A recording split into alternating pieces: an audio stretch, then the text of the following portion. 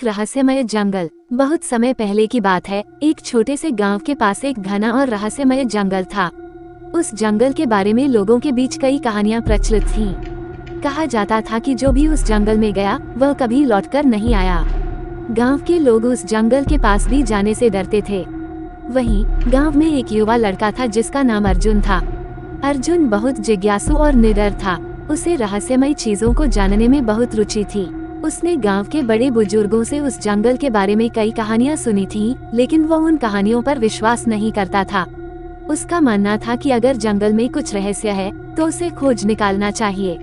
एक दिन अर्जुन ने ठान लिया कि वो उस जंगल में जाएगा और उसके रहस्य को उजागर करेगा। उसने अपने साथ कुछ खाने पीने का सामान और एक मशाल ली और अकेले ही जंगल की ओर निकल पड़ा। जैसे जैसे वह जंगल के अंदर घुसता गया, जंगल और भी घना और डरावना होता गया। आसपास अजीब सी आवाजें आ रही थीं, मानो कोई उसे देख रहा हो।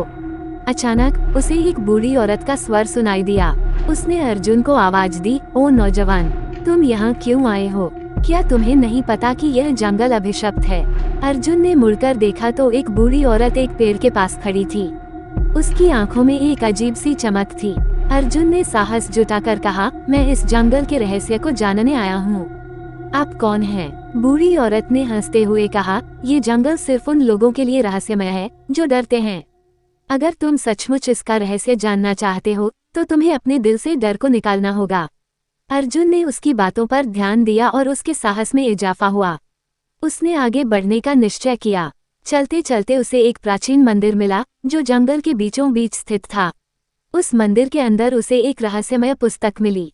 पुस्तक पर एक शिलालेख था जिसमें लिखा था, जो इस पुस्तक को पढ़ेगा वह इस जंगल के सारे रहस्यों का मालिक बनेगा, लेकिन उसे अपने मन की बुराइयों से मुक्त होना पड़ेगा।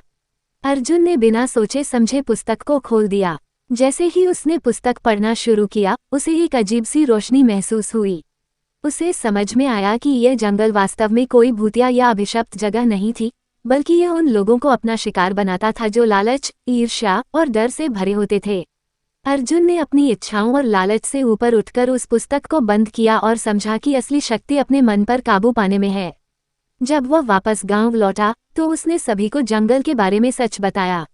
अब वह जंगल किसी को डराता नहीं था, बल्कि गांव के लोग उसे एक अद्भुत और शांति से भरी जगह के रूप में मानने लगे थे।